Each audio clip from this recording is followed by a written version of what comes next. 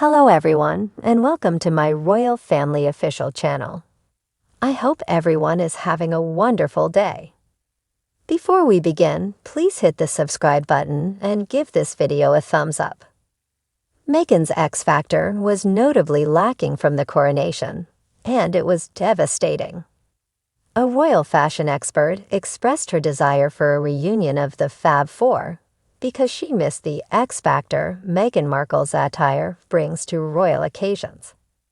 Meghan Markle's absence from King Charles's coronation has been dubbed devastating by royal enthusiasts who are forced to speculate as to what kind of vintage gown the Duchess might have worn. After the Sussex family's Netflix documentary and Prince Harry's biography, Spare, were published, people began to wonder if the Duke and Duchess would attend the coronation festivities. Although Meghan will stay in California with Prince Archie and Princess Lilibet, Buckingham Palace declared in April that it was pleased to confirm Harry would be present at the coronation. Miranda Holder, a celebrity stylist and authority on royal dress, lamented the absence of Meghan from the event because the Duchess is renowned for adding an extra touch of X Factor to royal occasions. On Newsweek's The Royal Report podcast, she discussed Meghan's absence with journalist Jack Royston and said, "From a purely fashion perspective, first and foremost, which is how I always approach things, it was devastating."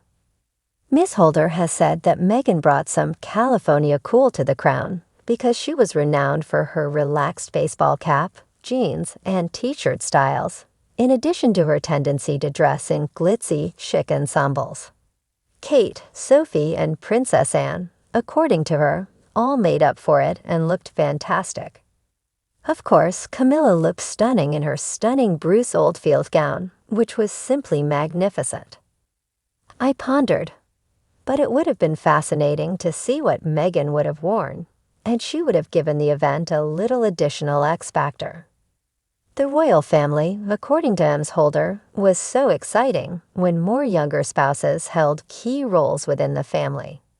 She remarked, "Having two young couples at the forefront of the family was fantastic, and their decisions made it so interesting. I really do believe that we miss the Fab Four." When they had official posts within the royal family, Princess Kate, Prince William, Meghan Markle, and Prince Harry were referred to as the Fab Four. Since the release of Spare, Harry had not been seen with his family before the coronation, and Buckingham Palace has not commented on the claims made in the book. The last royal occasion Meghan attended was the Queen Elizabeth's funeral in 2022. Where she wore a specially made costume created by English fashion designer Stella McCartney. Ms. Holder expressed her sincere hope that the Fab Four will one day come together. "I realize that's a stretch, but I was praying for Tyra's at the coronation, and I'm going to pray for a recently discovered film. Meghan Markle is commended for doing actual dirty work." The video of Meghan Markle's humanitarian trip to Rwanda has reappeared online. Long before she met Prince Harry, Meghan Markle, the Duchess of Sussex, traveled to Rwanda for a charitable cause. The video featured Meghan's trip to the country of Africa and was published by World Vision Canada. The charity, which works to improve access to clean water in the area, teamed up with the former Suits star. The future Duchess met youngsters who were absent from school because they had to go far to get contaminated water that made them ill while on the trip. The actress once participated in the construction of a well. "It is incredibly amazing to be a part of this stage of the process," she remarked. "It feels quite tactile." She continued, "It's not only about having access to clean drinking water. It's also about what it means for education and keeping these kids in school. What it is doing to help them avoid medical debt. I mean, everything about it is so interwoven, and I wonder how this one source of life is the driving force behind everything." My main takeaway from today is that the Duchess was lauded by the public. Helping other people requires a lot of sensitivity, which not everyone has against the suffering people in need. Nanda Pasifo stated, "You are demonstrating your deservingness of respect and admiration." Heartwarming, we need more people in this ever-so-fragile world, Aisha Al-Karusi remarked. "Thank you, Meghan Markle. You inspire me so much." "Meghan is just beautiful," John Smith wrote, "in any way possible." "She is such a lovely human," wrote Kimio, God be with her. According to Lavanna Jackson, this amazing woman is beautiful, strong, and generous. According to Arcagno, she has a good heart, is down to earth, and doesn't care to do dirty work. The romance between Meghan and Harry has been greatly influenced by charitable work and the African continent. The two fell in love while working in charity after an unexpected third date to Botswana in Africa. Janina Gavankar, a close friend of Meghan's, reminisced to GMA, "I remember when Meghan told me about Botswana. I adored how she appeared to be delighted. Like, this boy is truly taking his actions seriously. This is not some frivolous vacation. He means it sincerely." They fell in love despite everything. Nothing fancy. No whistles and bells. They were working hard in a spot where no one was looking, and all they had was each other. They each accomplished it on their own. Just think of what they could accomplish. Prince Harry and King Charles had a conversation.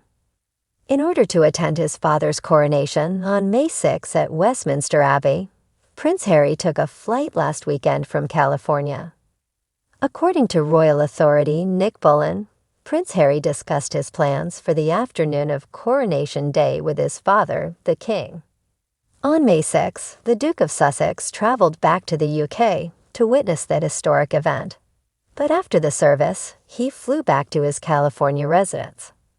Harry left the UK shortly after the coronation and is thought to have managed to celebrate Prince Archie Harrison's 4th birthday, while the rest of the royal family observed the occasion with a special concert at Windsor Castle on May 7.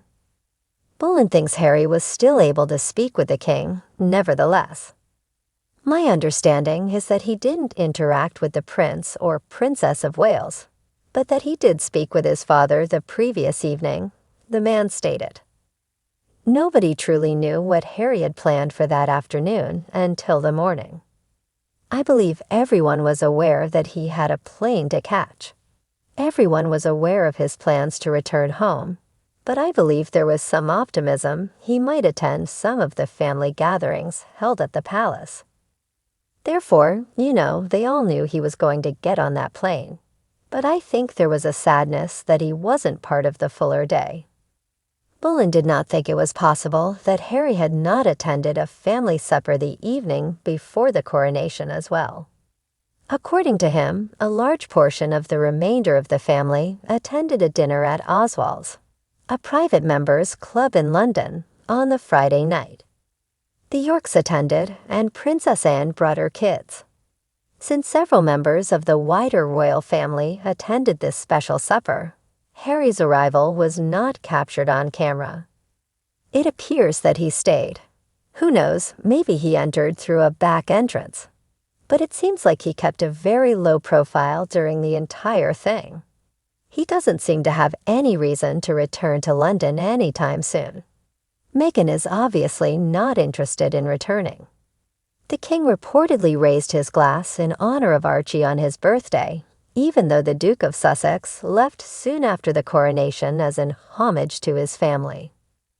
Archie last visited the country in 2022, returning to Frogmore Cottage for a brief visit to celebrate the late Queen's Platinum Jubilee.